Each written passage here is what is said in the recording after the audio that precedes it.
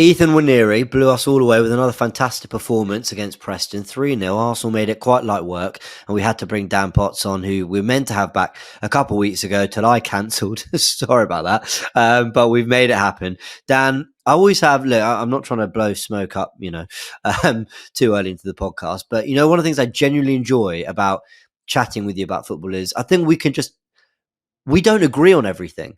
But we always have really good conversations about it. We can sometimes even be complete opposite ends on what we feel about the team or the club. But we can always have great conversations about it. So I was really excited to get you on to chat with Sharoy and I. Sharoy, welcome. Hope you're good, my friend. Arsenal are in a weird period right now. We're in we've got a couple wins. The first half against Liverpool was good, but sometimes we're too pragmatic and defensive. We don't quite know where we sit. We've got this difficult run, but we're still in touch with the title race, and everything's a little bit up in the air. So I thought it was just a good time to chat with you, man. How are you? And welcome to the Goonerverse. Listen, pleasure. Big up to both of you. I love your content. I love this channel, and I think it's great to see how it's growing. Great to see Sharoy doing things as well over Sharoy's voice as well. So big up to you, bro. And listen, pleasure. Obviously, we couldn't make it work the other week, but it's great to come on. I think it's probably would have been better to come on the other couple of weeks. It would have been more positive, I suppose. But listen, it's good to be here all the same, man. No, thank you, man. And Sharoy, how are you, my friend? Yeah, good, man. Good. I was just saying to James before we went live, if anyone hears any sort of loud noises in the background, it's because I live in quite a densely populated Hindu area and it's Diwali. So happy Diwali to those that are celebrating with those fireworks going off. Absolutely. Left, right and centre here, man. Well, there we go. Well, we'd like some fireworks this weekend if Arsenal can get a big win away at Newcastle. 12:30 kickoff. I think we were talking a couple of weeks back, weren't we, Sharoy, that the 12:30 nature of the kickoff rather than 5:30 might actually be a bit of a favour for us because we know how it can get away at St James's Park. A night in Newcastle could be quite tough. So hey ho, we've got to play it in the day. I'm sure the Geordies will be just as loud. But it's starting to feel like I never like to do the hyperbolic thing, but this is starting to feel really big, isn't it, guys? We're already 5 points behind Man City. We understand the context of the fixtures and some of the injuries and what's played a part. But at the same time, you can't really fall further behind whatever the context. And Newcastle and Chelsea are the two next away games before the next international break, where we then hope we can get some momentum. But it's got to start this Saturday, Dan. It has to, mate. Look, I think our next two Premier League games are must win. I really do believe that. And if I'm honest with you, James, if I would have said to you we're going to take 7 points out of the next three, I think you would have said, yeah, we'll take it, right? So we got the point against Liverpool, which, let's be real, was probably a fair result when you look at things now. I think that Liverpool could have won the game and Arsenal could have won the game. But certainly now we have to be going to better our results from last season. And that's obviously not good when you've got Newcastle that we lost to and then Chelsea, of course, that we were able to get a point against last season. So look, this Newcastle game has always been a big one. It was actually the same time of year last year. I know that because it was my birthday weekend last year and they did my best or their best to ruin my birthday weekend. Cheers, mate. I appreciate that. And look, I feel like we need to get revenge up there now because we all know what happened last season with the VAR incident, and I don't really want to go back over that. We need to leave St James's Park not having to talk about referees and VAR because it means we've done our job and it means we've got 3 points. And I think that's where we need to look at it. Obviously, there's quite an amount of confidence in terms of some of the players that we'll get back, which I'm sure we'll talk about. But this fixture always does seem one that I go into with a little bit of apprehension because I'm not too sure where the team of Newcastle is at right now. They're very inconsistent. And last season, I just felt like they were on a bit of a high. Like they were in the Champions League, if you remember. I think they just not long beaten PSG at home and it was absolutely mad. And then you look at coming to Arsenal and they were very, very physical. And it's a game where, let's be real, in the last few seasons, we haven't really seen any thrillers like 4-3s, 3-2s. It's been quite compact and resolute in games. And I think, if we do want to get the best out of Arsenal at the moment, then we're going to need them players back. And I hope that that's what happens at the weekend, man. So I'm looking forward to it, bro. Yeah, absolutely. Sharoy, we spent the last pod with Turkish and Curtis, big up to them. We kind of really previewed the Liverpool game in detail because there was so much around that. I feel like with this Newcastle game, look, I mean, we can delve into a lot of the stuff, but the real talking point for me is around Ethan Nwaneri, who I keep saying it's not just that we have a talented footballer that's not starting. It's that we've got the closest player in style and profile to Ødegaard, who's not starting. having sold or let go of 2 players that were in that position. So we all felt Nwaneri was going to be the one to step in. But then the third layer to this all is that we've tweaked Havertz's position to ensure that Trossard is in the areas he's comfortable in. And therefore, we've changed the dynamic down the right-hand side and build up with Havertz basically dropping into Ødegaard's space at times. And look, when you have a first half like you did against Liverpool, you argue, well, it worked. But when I see Konate and Van Dijk basically barely working up a sweat because Havertz wasn't there to occupy them, I go, well, that element hasn't worked. And then you look at what Nwaneri did against Preston and you're going, oh, my word, here he is. So for anyone who's been watching my content, you know I sound like a bit of a broken record mentioning this a lot, but I just feel like the conversation is really there now around Nwaneri. Why is he not starting? And I'm not presenting that in a, Arteta, you're an idiot, you have to be playing him. I'm genuinely asking the question, what am I missing? What is it? Is it just his age or is there more? Why is Nwaneri not getting those starts in the Premier League that his talent dictates he deserves?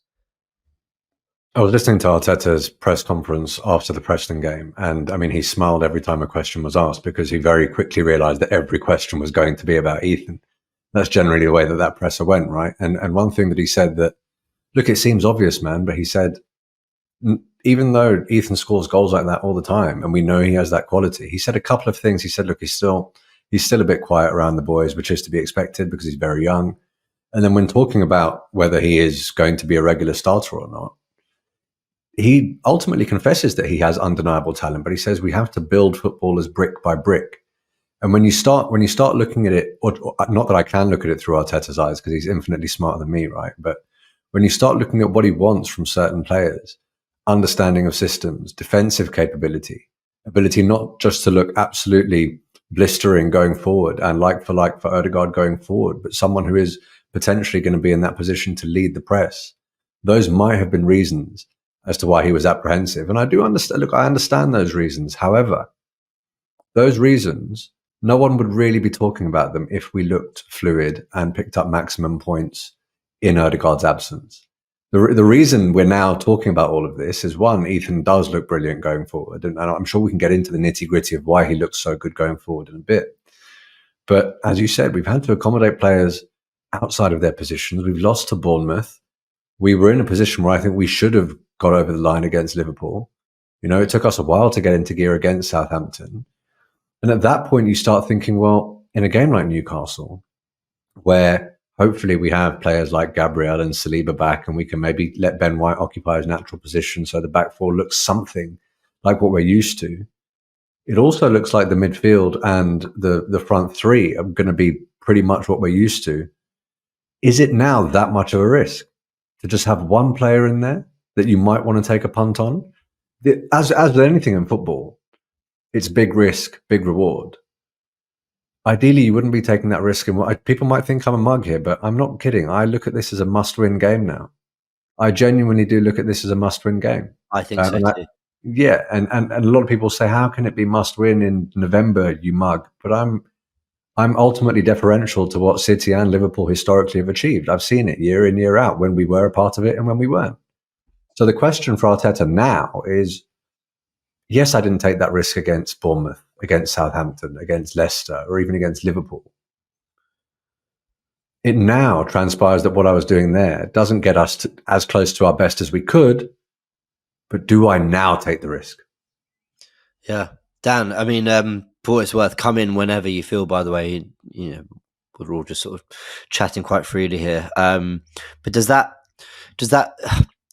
do you accept that what sort of Sharoy and, to be honest, me as well, are hypothesizing around why Arteta might not be playing him? You know, is that kind of, I don't say is that good enough for you, because that feels like a really harsh way to put it, but essentially that's what I'm basically asking. Like, does that work for you? So when people mention Ethan Nwaneri, they always look straight away to Phil Foden. Let me tell you why it was a completely different scenario. Ethan Nwaneri is not trying to get in the team ahead of Bernardo Silva, David Silva and Kevin De Bruyne, right? Ethan Nwaneri has an opportunity at the moment whilst Ødegaard is out to get some minutes. And for my liking, I haven't seen him enough. Now, I'm not saying that Mikel Arteta doesn't know how to manage this kid, because trust me, he clearly does. He's a better coach than I'll ever be, right? But I look at the scenario so far and I just feel like there's not been the reward that was deserved in certain opportunities for him to play more minutes. I think when you've given him a chance against Bolton and he's got a brace, he's come on against Leicester at 2-2, lifted us to win the game 4-2. He's come on against Bournemouth when we're 2-0 down. He's given us something that we were clearly lacking throughout most of that game. The creativity, the vision, he's fearless, he's confident, he's composed, he clearly can hit a ball, sweet left foot, vision to pass. I don't really know what I'm missing because I'm seeing everything that we've been missing since Ødegaard's been out. And that's no diss on Trossard because I rate Trossard highly. I just feel like if you've got a number 10 in that position, you have to play him. And it clearly looks like even Nwaneri is that guy. The other thing I'm confused about is a lot of Arsenal fans, including myself, said, right, you've sold Smith Rowe and Vieira, where's the replacement? Clearly, it's even Nwaneri, right? Surely, Mikel, that is who it is. Mikel should be going, you want me to prove you wrong? I'm throwing this kid in. We don't need Vieira and Smith Rowe. That's why I got rid of him. And he's not doing that either. So I don't quite understand what more this kid has to do. Some would say he actually has played quite a lot of football for his age and for what we expected him to. And I would probably agree with that. But that's if Ødegaard was actually fit, and he's not been. Yeah. So I feel now it's time to bring him in. And people might say, don't start him at St James's Park. Huge deep end to throw him in. I would agree it's a difficult time, but there's no easy game in this Premier League. And right now is when we need him. And let's be real, Ødegaard, there's rumours that he's going to be back in the next couple of games. So there might not be that opportunity for him other than the cup games. And I think he deserves more than just cup games, in my opinion. It's like I said, I can live with Nwaneri not being his immediate go-to in the absence of Ødegaard. I can live with that. What I struggle with, this is why, man, get us in the presses. I want to ask him these questions. But this is why, you know, the statement, Martin Ødegaard is injured and I'm not going to turn to the 17-year-old, you know, to basically play completely in his absence. Fine. I totally get that. That's not a problem. But when but I am going to play Trossard, but I'm going to tweak the system completely is harsh, but let's call it as it is, right? February, Havertz gave Konate and Van Dijk a nightmare in that game. Havertz wasn't even unbelievable, but he was a presence. His movement was fantastic. He created the first goal, and he's been a nuisance for teams. What I saw in the Southampton home game, what I saw, I think at times against Shakhtar, what I certainly saw in this Liverpool game was Havertz sort of on the touchline at times, trying to combine with Saka. And look, I'm actually going to give Havertz some credit.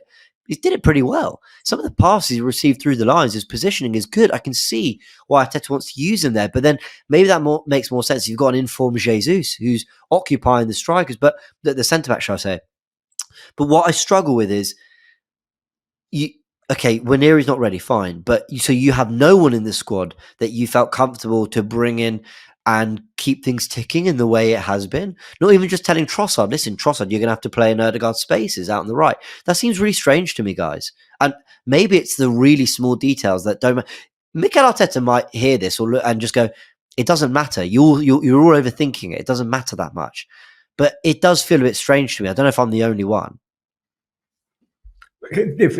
It feels strange to me purely because of what we were saying earlier. The fact that things haven't been going our way in terms of results and style of play for a while, right? But also, I listen to a lot of these arguments about how when you have an absolute gem, you need to protect them the best you can, because regardless of whether people in the comments agree with me or not, there is a horrible habit in this country of bringing someone up here and then relishing the opportunity to tear them down. We're awful for it. Awful.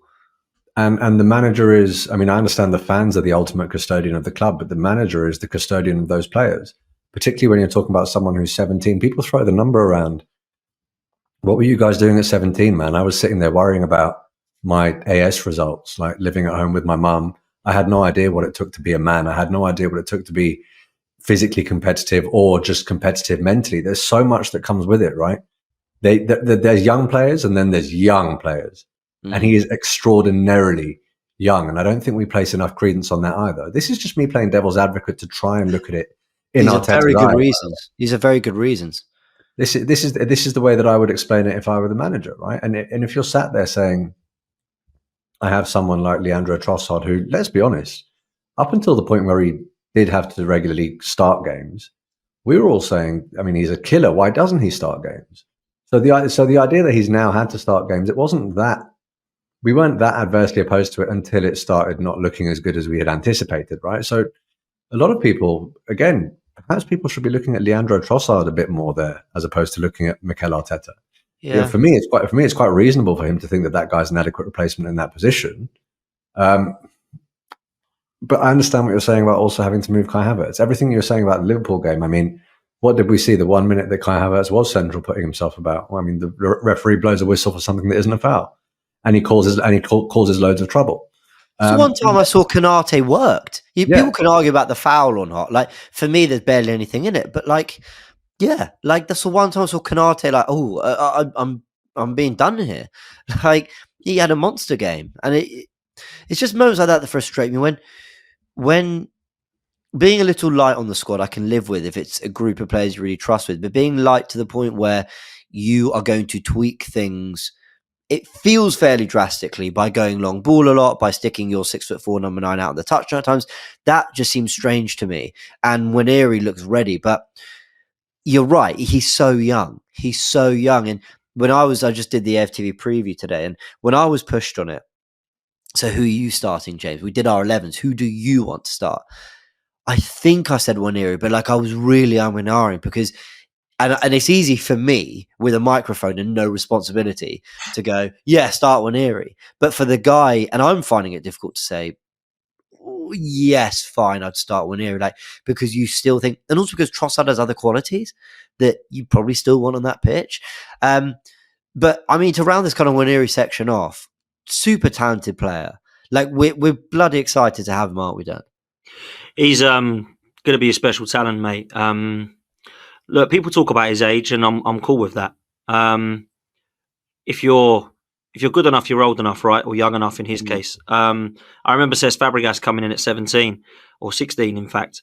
The difference was Cesc had Patrick Vieira, Gilberto Silva, Thierry Henry, Dennis Bergkamp, Robert Pires surrounding him. We're going to potentially be surrounding Nwaneri with players that are between 2 and 5 years older than him, which is kind of crazy when you think about it. But that's just where we have gone with our choice of how we wanted to build our squad. That doesn't mean that he will struggle any more or less than Cesc Fabregas did. There's not many players, James, that I've looked at and gone, wow, at this age. I'm fortunate enough to have done that a few times. I've gone with before, he looks quite interesting. Joe Willock, Maitland-Niles, Chukwuemeka Akpom, Dan Crowley. There's only really Jack Wilshere, Cesc Fabregas, Ashley Cole, Bukayo Saka that I've actually gone, whoa, okay, that's special. And I'm going to put Ethan in this bracket because when you look at the game, any game that he's played, you've never looked at that and gone, do you know what? Good talent there, a little bit rash, a little bit immature, a little bit naive, but that will come. I haven't said that once about Ethan. He has been totally on a level with everybody around him. In fact, he's actually been head and shoulders the best player on the pitch in a couple of those games. Yeah, okay, you can say it was Bolton and Preston. I'm cool with that. But let's be real. It doesn't matter who you do it against. You've just got to beat the opposition in front of you. He's taken the ball by the horns. He's got his chance and he's taken it. And I think now is the time to reward him.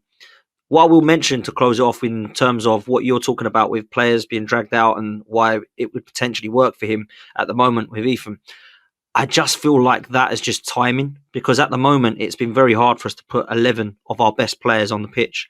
And I am starting to get a little bit frustrated with what I'm seeing so far. And it's nothing on the manager. I'm just a bit confused about where we're going with the players we have put on. So we've got one of our better right backs, Timber, playing left back. We've kind of got Calafiori coming in and out of that side. We've got our best number 6, who I was told was a number 6, playing at right back, to allow the other number 6 not to play at the 6, to play him in the 8. And then we've got Trossard, who's a winger, that's actually now playing in the 10. And then we've had Jesus or Sterling out on the wide right. Kai Havertz, who was our number 8 when we bought him, then wasn't good enough to be in the 8 or the 10. So now is the 9, holding Saka's hand on the right wing. And I'm like, what am I seeing here? This is so confusing. Like, I need to see this 11 now. And what that 11 looks like. And I think for the first time, we're getting close to it now.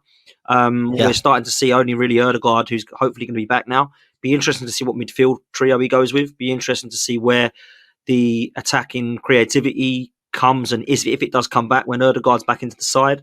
So there's a lot of question marks there and a lot of stuff that I think we've just been trying to get through in this period of time. And it has to be said, in a period of time where there's fixtures and scheduling has been absolute hell for us. You know, another 4 away games in a row, you know, from the 4 away games we had with Villa, Spurs, City and Atlanta all away. Now we're having to go to 4 away games again. and we're not even in November yet. So it's absolutely mad to see where the fixture scheduling has gone for Arsenal. But I suppose they're not excuses; they're just perhaps kind of points or topics as to why potentially it has been a bit of a all over the place at the moment. And I'm kind of can't wait to get that back, really, because it's something I think we've been missing.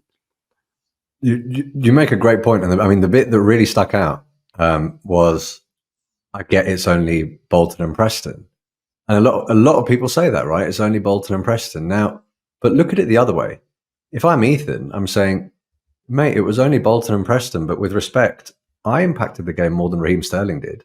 Facts. With respect, I feel like I impacted the game more than Gabby Jesus did.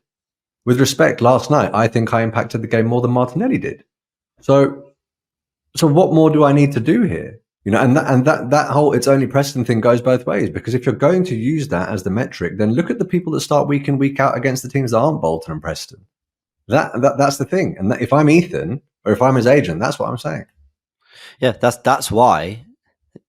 This could sound a bit weird, but this is why, like, when Kivior steps up and does a good job away at Preston, I want to win that bloody cup. So, you know, if you're our third choice left centre back, who's sometimes going to do a job at centre back, sometimes do a job at left back, you're pretty much the 8th defender in the squad. You can come in and look very sensible in these cup ties and keep us going. For me, you're playing a part in the squad. Now, he might take that as a massive backhanded compliment. I actually think Kivior did very well last season. I think there's a bit of a player in there, but as long as you're doing that, there's people who are coming into these ties and not doing that. There are people coming into these ties and not giving us the basic level of performance we need. But let's not dwell on the negatives. But that's why you're right. So Sterling, Nwaneri can look. Actually, Sterling was in and out that game against Preston. He did some good things. He did some frustrating things. But Nwaneri can say, forget the opposition. How did I do compared to my peers? And the answer's always, as far as we're seeing, pretty bloody good.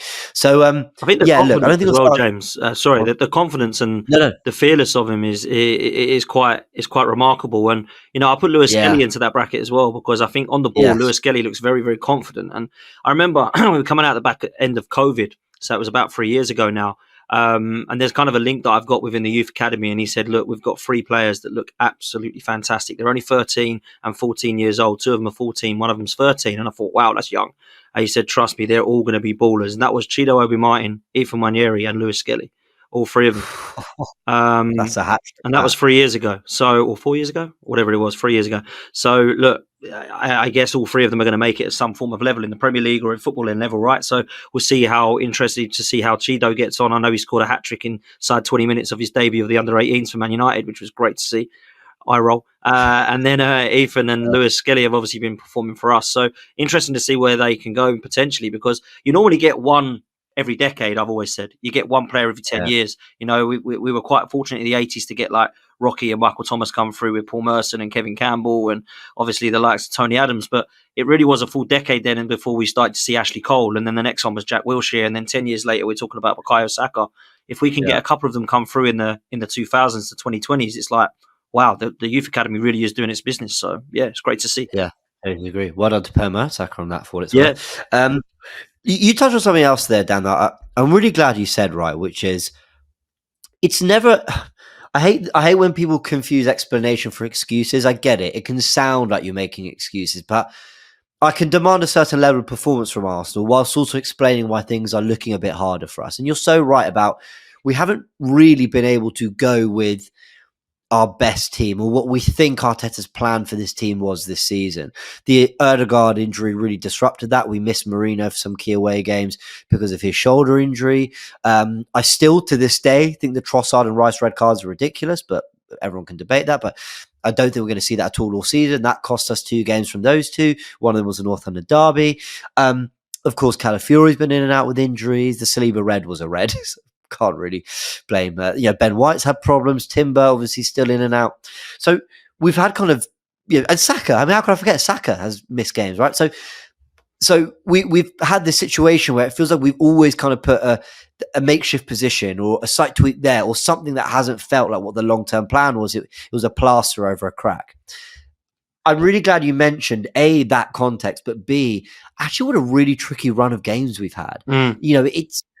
We're about to hit, it's 31st of October, we're about to hit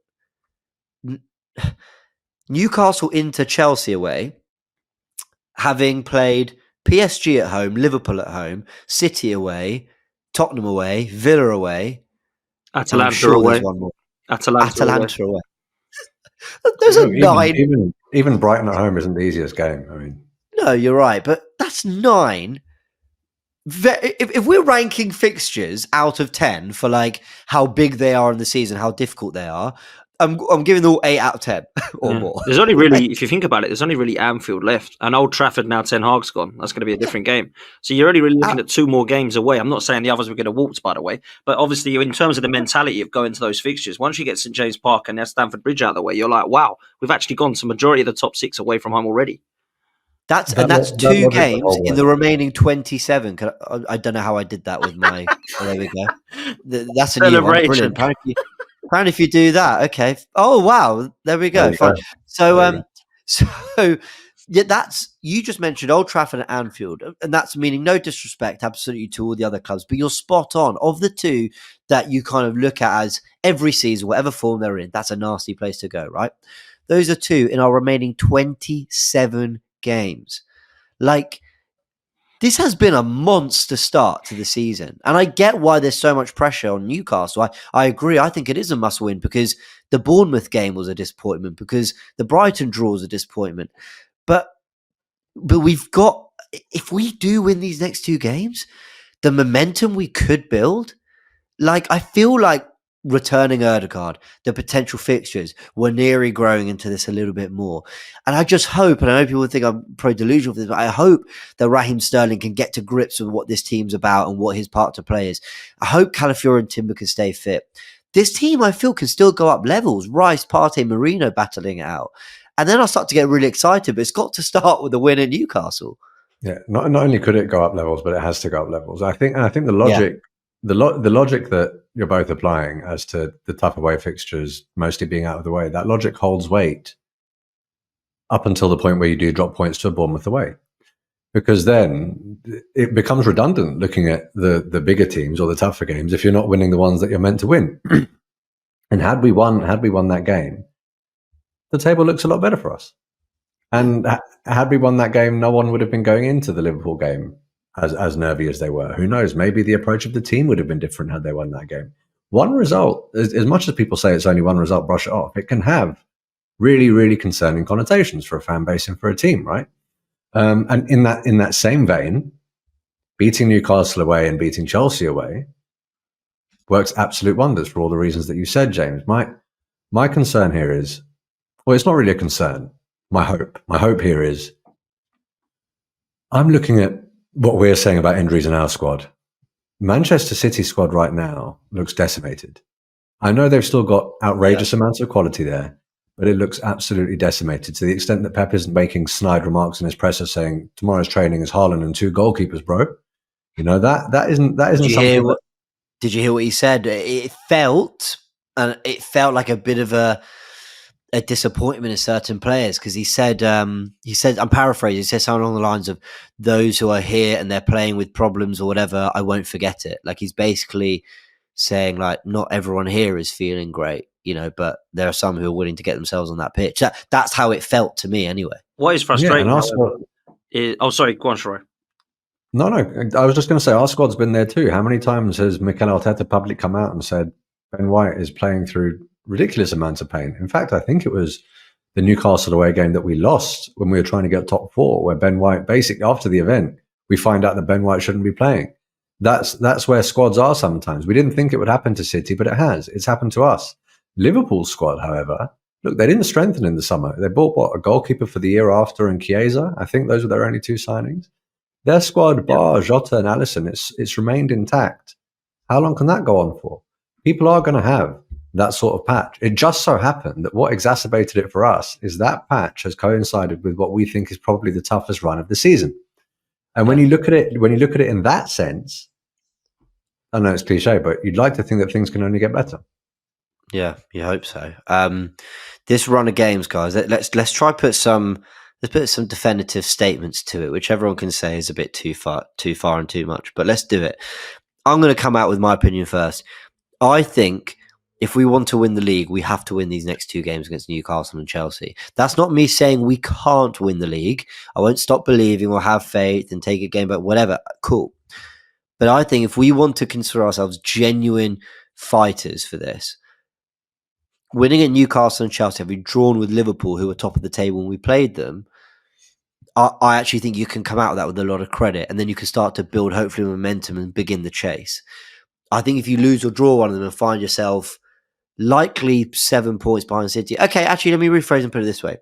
If we come out of this next 2 Premier League games more than 5 points behind City, for me, it just becomes far too much already. It's possible, but it feels like far too much. Where do you guys sit with it? Dan, go ahead, because we're gonna zoom in on you full screen and clip this one up for the Goonerverse, yeah? So, please. Mate, you do what you want, man. You do what you want. Listen, I'll be really honest. Mathematically, it's not over if we lose both games, right? We know this.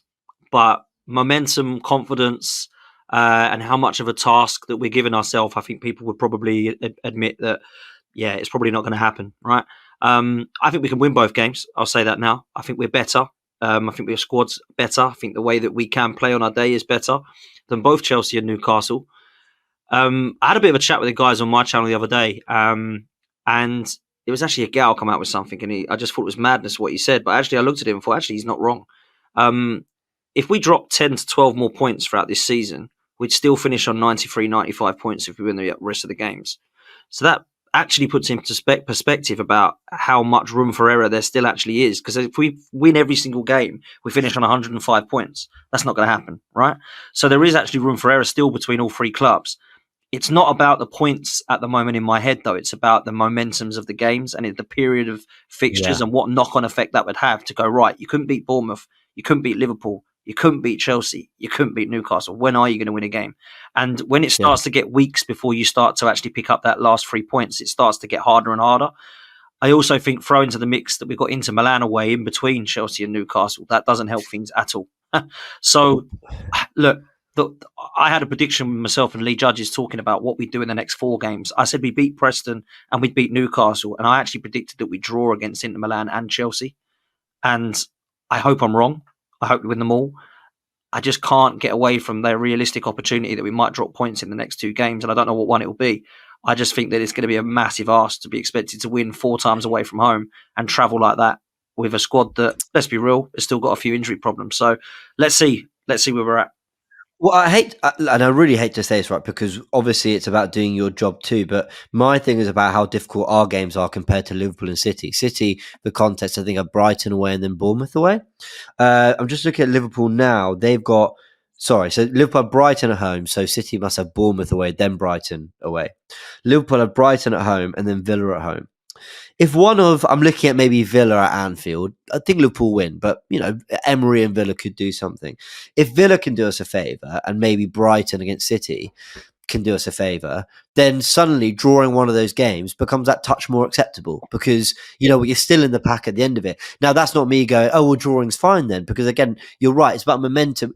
What you said there, Dan, sorry, it's absolutely spot on.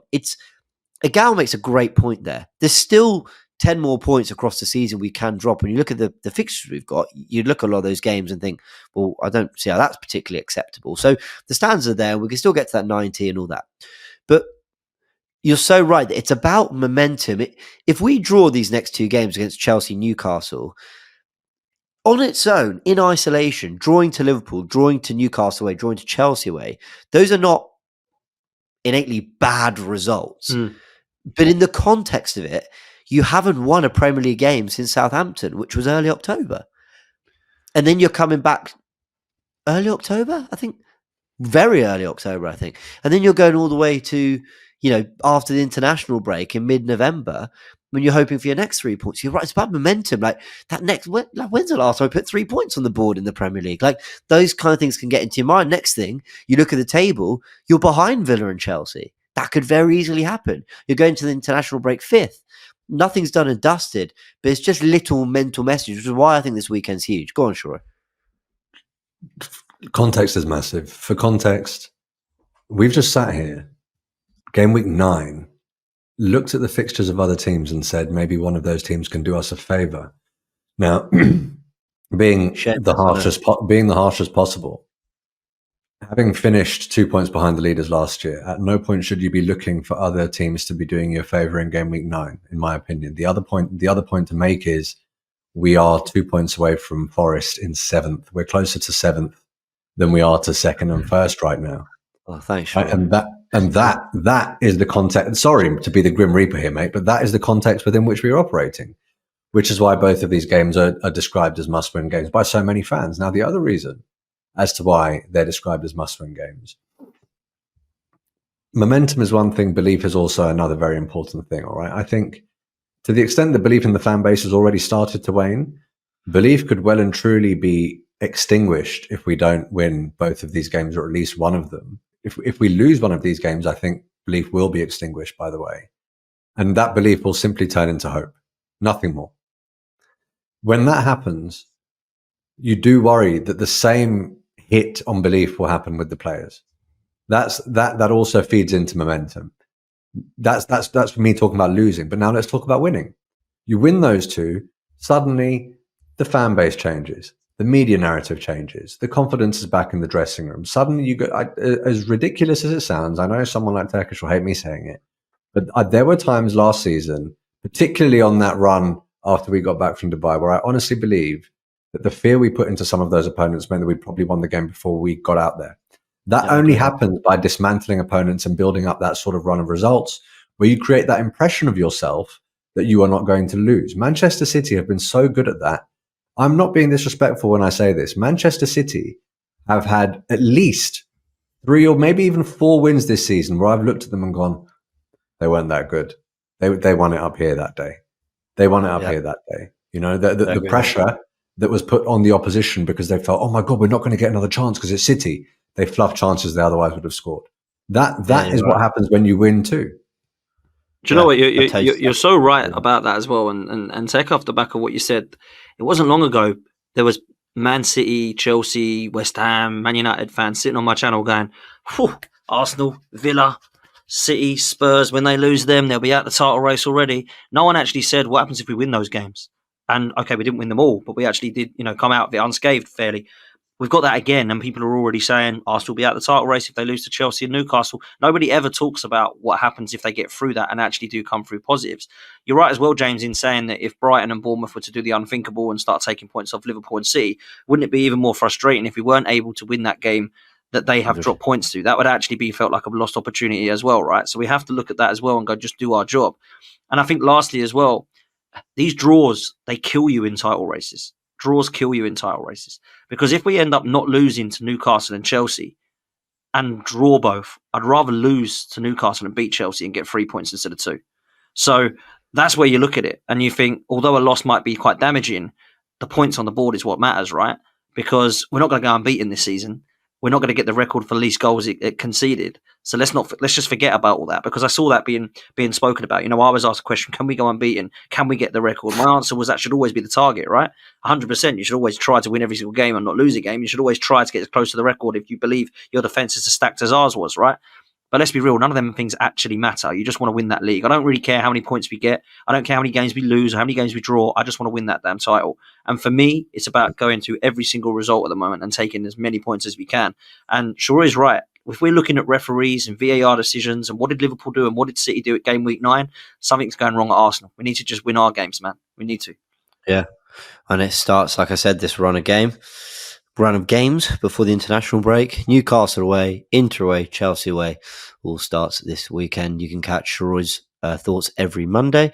Dan, of course, is on Football's 12th Man, and I'll be doing match reports here. Before we wrap up, I just want to ask you guys about what Jamie Carragher said. And you know what? I rarely regret not doing content. That might sound like a weird thing to say. Like, I put out videos about things I'm interested in, and hopefully, all you viewers are too. But I actually regret not doing, I don't want to say a response. That sounds very YouTube, doesn't it? But really tackling what Jamie Carragher said with this sort of Pep comparison, and now he's more Mourinho. Actually, sure, let's actually explain it. Jamie Carragher was on Sky after we drew with Liverpool 2-2. And he said that he actually believes, and I don't actually think he meant it in a critical, I don't think he was trying to criticise Arteta. He was saying, on the two opposite ends of the scale, winning a title the way Pep and Klopp did, or winning it more the way Mourinho did, he thinks Arteta's actually trying to be more like Mourinho. And it wound up Arsenal fans because we get wound up about everything online. But my issue isn't that I think Carragher was trying to be insulting or throw like a jab there or whatever it was, or downplay what we were trying to do. I don't think that at all. I think he's one of the best pundits, Carragher. I actually just fundamentally think he's wrong. I think that's my issue with it. Not that I think he was trying to insult us or wind us up in any way. I just fundamentally disagree. And I really wanted your guys' thoughts on this before I kind of delve into why. But what did you make of the comments, Dan? Look, Jamie Carragher is a really good pundit. He's one of my favourites. I think all of them on Sky are fantastic, if I'm honest. I've got to say that. I've got to big that up. You know, I grew up with Andy Gray and Richard Keys, and then Jamie Redknapp came in, and I remember everyone thinking, wow, Jamie Redknapp is unbelievable. Now he's nowhere near the level of what we've got pundit-wise, in my opinion. So I've got a lot of time and respect for listening to Sky pundits. I'd be interested to know Jamie Carragher's thoughts if it was Arsenal coming up against Aston Villa and drawing 2-2 at the Emirates. Would it still be the same? I feel like sometimes he's so biased towards Liverpool that he's kind of like, well, you're not going to win the league like that because you couldn't beat us. And I wonder if that was a bit of emotion of what he was saying. I also do agree, however, that I don't think he was trying to insult. And if I'm honest with you, I don't quite know why Arsenal are getting wound up. Because if I said to you boys now, we're going to win the league, are you going to ask, right, but what style of play did we play then? Or are you just going to go, wow? Because I'm going to go, wow. I don't care if it's Diego Simeone, George Graham 1-0 to the Arsenal, or if we're blitzing teams 4 or 5-0. Everybody wants to play the Pep Guardiola way of winning 4 or 5-0, right? Everybody would like to choose that. But if I was to tell you now that we're going to win the league this season, and the majority of the games we're going to win 1-0 or 2-1, would you actually give a damn? Because I would not care one bit. It would not bother me whatsoever. If we have to Diego Simeone it, George Graham it, Jose Mourinho it, I do not care. I actually think it's a little bit more of a backhanded compliment to Mikel Arteta, because a lot of times I have definitely done this over the years. I only really got one way of playing, and it's the Pep way. And when the Pep day don't work, it don't really make plan A better. He just doesn't know what to do. I've actually completely eaten my words in the last couple of seasons, because in the last couple of seasons, I've seen us play a Mourinho style, I've seen us play a Pep and a Klopp style, and I've seen us play a Diego Simeone style. And people might look at that and think that's very confusing, but I think there's been games in which we've had to try to change in all of them. And sometimes when you look back to what Arteta did when he first came in and he was playing 3 at the back with Kieran Tierney lumping it long to Aubameyang, you forget that style is completely away from what we did. But it was a style that he actually implemented. And it was something that the manager actually did bring into the style of play and the system. So when I was at Arsenal, when I was looking at Arsenal in Arteta's first reign, I was kind of confused, thinking, what is his style here? I'm really confused. I'm not even sure that he has one style. I think he does have a mixture. I think he has a style he wants to play. I'm just looking at maybe there's a couple of ways that he can implement it. And I'd also lastly say, if people do start to throw Paella-Poulis and Jose Mourinho at him, I ask why he had to play that style of football when it was at the Etihad with 10 men, when we went to Bournemouth and we got 10 men, when it was Brighton and we had 10 men, when we went to Aston Villa away and Atalanta away. I think what rival fans wanted was for us to go and play a high line, Ange style, attacking football and get smashed by 3 or 4. And because they didn't see that, they didn't want to compliment and say, well done. They wanted to say, oh, Arsenal a bit boring to watch, aren't they? A bit negative, a bit rubbish to watch. Won't win you a title like that. When actually, it absolutely can win you a title, because trust me, I grew up on George Graham and it was fine. And we had some of the most successful teams under George Graham. So I think sometimes we look at it as a negative, but actually it might be a backhanded compliment, to be fair. I echo so much of what you said there. Shiroi, what's your take on it? I mean, the first thing to note is that Arteta was asked about this. I think it was James McNicholas that asked him about this. And he said, well, I don't compare myself to anyone, but if anyone's going to compare me to Mourinho, look at how much the guy's won. And he coached me when I was 15. So Arteta himself took it as a compliment, right? But look, Dan, what you were saying about the Sky pundits, that you have to look at when this message was delivered, right? You're talking about him being like Jose Mourinho, but you're talking about it when Roy Keane, 2 or 3 weeks ago, was saying that we're not adventurous enough, we're not brave enough to go win the league. You're talking about it in the context of Gary Neville and Carragher last year saying, we kind of knew you weren't going to win the league when you didn't go to the Etihad and try and win. You have to beat them. When we all knew that was nonsensical because that result kept us ahead. It's the sort of, they paint a picture with these narratives and they like to pigeonhole Arsenal in one way or another. And this isn't me just sort of having a chip on my shoulder about Arsenal. They may well do this with other teams, but that's the context within which that message was delivered. And the reason that it was frustrating isn't because Mourinho is a bad manager or it's an insult to be called Mourinho. But in many ways, it shows a willful neglect of all of the other things that you listed, Dan. The idea that sometimes we do play the clock rock and roll football. Sometimes we do play the Pep-based possession football. Arteta himself has deliberately articulated on numerous occasions, I need to make sure that I have a team that's going to win in any given scenario. I need to win in any given game state. Sometimes a team will take us to a place and make me play a game that I don't want to play. He said it when we got the red card against City. I didn't want to play that game. You didn't want to watch that game.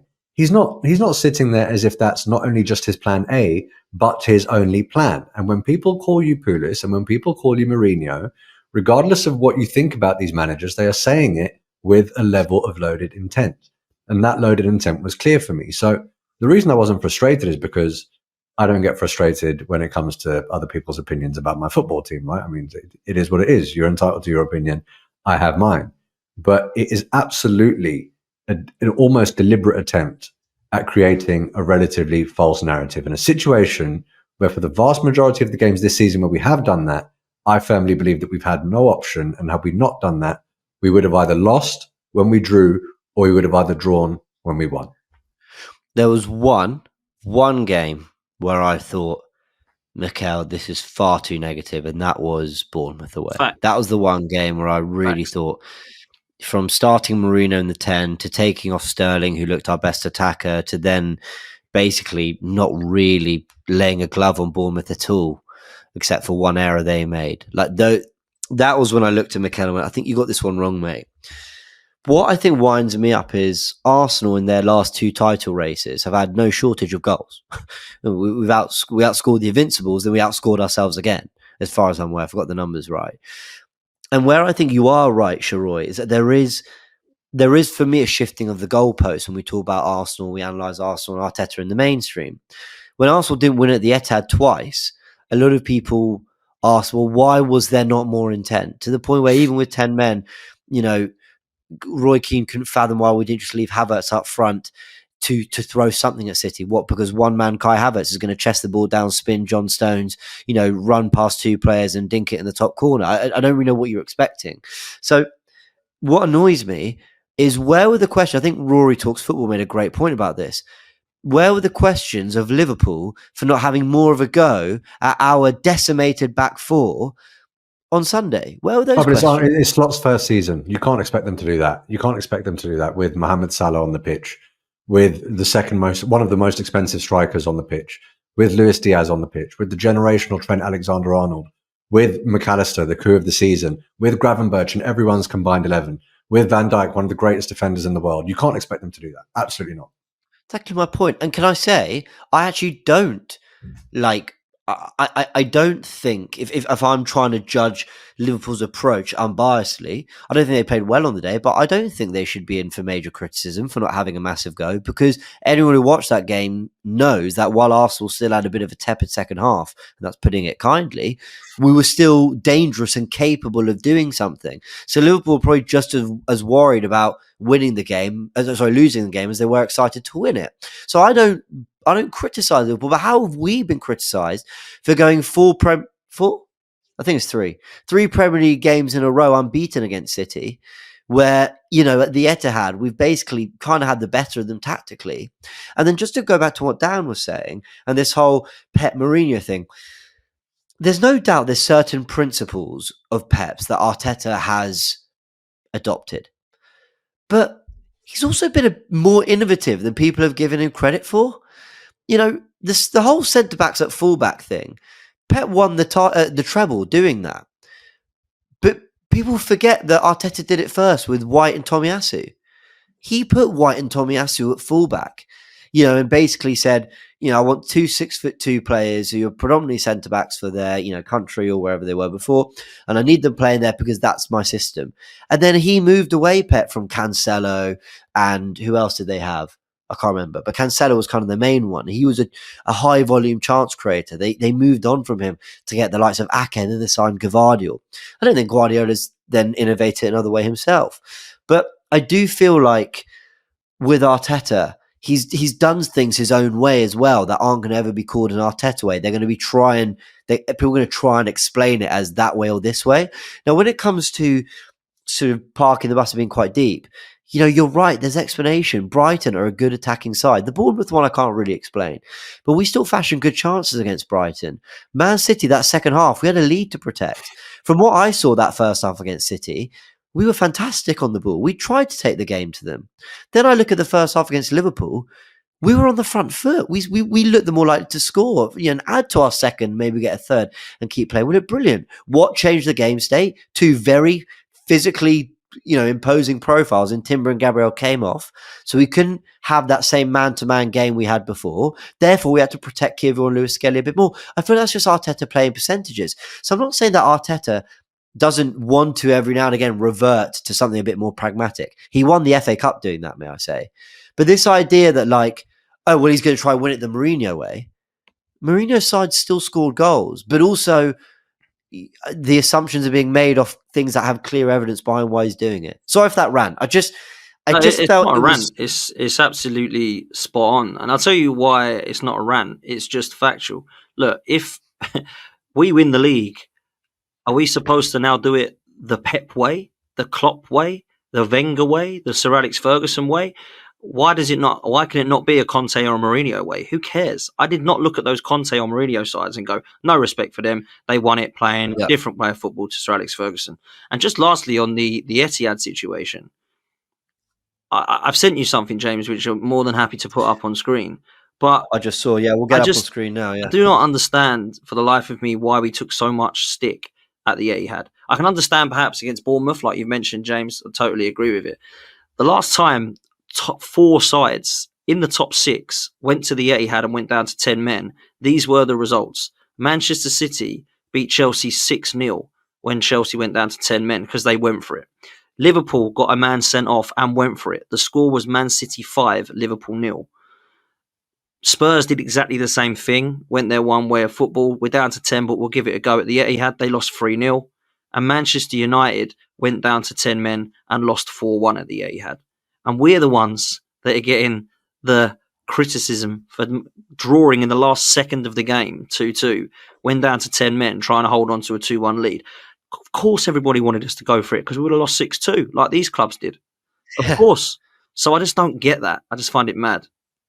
Yeah, I totally agree. And like I said, why is the question not about, hey, Liverpool, who have won 11 of their first 12 games against Slot and look fantastic, maybe should have had more of a go against Arsenal's extremely weakened back four. Hey, Man City, who, haven't beaten Arsenal in last season's 2 Premier League games, albeit you won the title, and of course that's what everyone wants. But maybe you want to get one up on your rivals here. They're down to 10 men. There's an opportunity to do so. Oh wait, you created nothing until the very end when a deflection dragged it to John Stones. Like, why are there not questions of these guys? And I sound like I'm bitter and disrespecting Man City and Liverpool. I'm not. I'm regurgitating what's been thrown at us and say, well, why doesn't that apply the other way? Because if they weren't asking us these questions, I'm still not asking them with Liverpool and City. I acknowledge that good sides clash and they nullify each other's. Good managers, good players, they stop each other, right? There's a clash. And then people would say,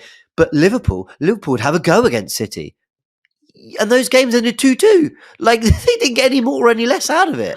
Like, I'm lost. I'm totally lost here, guys. Like, it feels like every small detail of what we do is scrutinized so much. Like, and to the point where 2 years on from what Jason Cundy said about Arteta was being self-indulgent, giving Nwaneri a debut, now we're seeing why Nwaneri was being shown a pass to the first team, so we could do now. But no one ever goes back. No one's going, maybe some petty people on Twitter, but no one's going back and dragging that up and going, you're talking complete nonsense there, which you haven't sort of delivered that narrative on anyone else who's played, a teenager in the Premier League. It's just, I just feel like with Arsenal, there's definitely and it's because of this. It's because of what I'm doing now. I'm biting back and I'm talking about them. And I've mentioned Jason Cundy, I've mentioned Jamie Carragher, I've mentioned all these people. That's why, because we talk about it and we bite back. But I would like some slightly fairer analysis on us, please. No one has to say we're amazing. Just be fair. Just describe what you're seeing more accurately. I don't think we're getting that, if I'm honest. I don't think it's just because you're biting back. I think part of it is also because Arteta has bitten back historically, right? I mean, when he's coming out and saying the referees are a disgrace, for example, sometimes he does or he used to get a bit animated in press conferences, and that puts a target on your back, not just with the media. Some would argue that it happens with referees, right? But we can't pretend that this discrepancy in the way in which managers are spoken about is a recent thing either. I mean, one example that always confused me was the amount of praise that Bielsa used to get for that Leeds side. Every week was, but look at the football. And I'm like, they just held 4 and they keep holding 3 and 4 every week, but they kept praising his style of management until it became untenable. We saw the same with Ange for ages. Go on. Yeah. No. Yeah. Carry on. Ange is a great example. Carry on. I've got another one. We saw the same with Ange for ages, right? Ange starts playing football when he comes in, and everyone, I mean, Gary Neville starts saying, wow, look at this brand of football. When they lose certain games, people commend them for the style of football, quite aside from the fact that they lost. Whereas in games that we do not lose, we get slated for our style of football. So this discrepancy in treatment isn't a recent thing. But also the answer actually, if anyone bothers to listen to our manager, lies with Arteta. The game at the Tottenham Hotspur Stadium this season when we won, the questions after the match were, do you not think that you could have gone for it a bit more? You relied upon a set piece again. His exact words, I think this is verbatim, was, well, no, because I knew that would be their strengths and I don't want to play to their strengths. It was a borderline patronizing answer. But I don't understand why people don't get that. Yeah. Look, I think sometimes we also have to look at how to take things as a compliment as well. Because, guys, 5 years ago, I was doing podcasts asking people who they'd rather start, Holding or Mustafi. Yeah, I was looking at having discussions about who thinks we're going to beat Burnley and Norwich 1-0 at the Emirates, because I don't. And that's how we've come now. We are so relevant in the media. It is lovely. And people hate us. Right. I love it. Because when people hate you, you're doing something right. Yeah, that comes with all sorts of the world, not just football. It comes with what we're doing, right? We get a lot of hate for what we do. We put our opinions out there. When people are hating on you, you're kind of doing something right. Yeah, because that's why people sit and slam Jamie O'Hara and Jason Cundy and all these guys, because they're doing something right. They're actually talking about their voice and they're getting under people's skins, right? So that's what Arsenal are doing right now. They're getting under people's skins. They're annoying the hell out of people. West Ham, Chelsea, Spurs, United, they're all in the doldrums, right? They want to be where we are. And because they can't be, the only thing they can do is call us names and tell us that actually, if you're going to win it, we're not going to respect you winning it that way. Let them do what they want, man. Let them talk. Let them keep us relevant. At the moment, we just need to be happy with where we are. We're challenging. They hate it. They can't stand it. Look, let's be real. We need to win something. We can't get cocky and let them say, we're relevant again when we're not actually winning anything. We need to get across the line. But I think sometimes we kind of want these teams to respect us, and they're never going to, man. They're never going to, because they hate us, and they hate us doing well. And George Graham said it best. When they hating you, it's good. Let them hate us, because that's when we're best. I think we should round it off there, guys. And you're so right. I mean, we're sticking up for our club here. We now need them to repay that, because the fans are really behind this team. And it starts in Newcastle. By the time this podcast is out, I think we're within 24 hours of the game as well. So, it's a big one. We'll all be reacting to it and giving our thoughts. Dan, are you going to Newcastle for the game? I'm not going. It's my birthday weekend, so I'll be with friends and family watching it. But enjoy it. Yeah, I'm looking forward to it, mate. Happy birthday, mate. Everyone go subscribe to Football's 12th Man. I've been there. We've done some content together. It's been absolutely fantastic.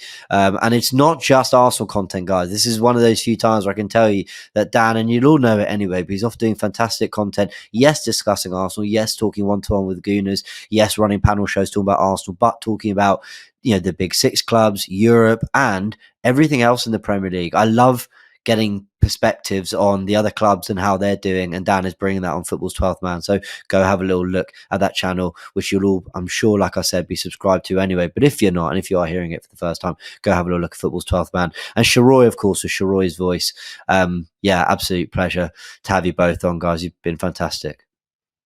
One thing I do want to say about Dan, right? One, happy birthday, man. I didn't know it was your birthday weekend until you brought it up. But Dan, for me, sort of summarizes exactly what is so beautiful about football. And I say this because a few weeks ago we were at the studio and he walked in with his old man after an Arsenal game.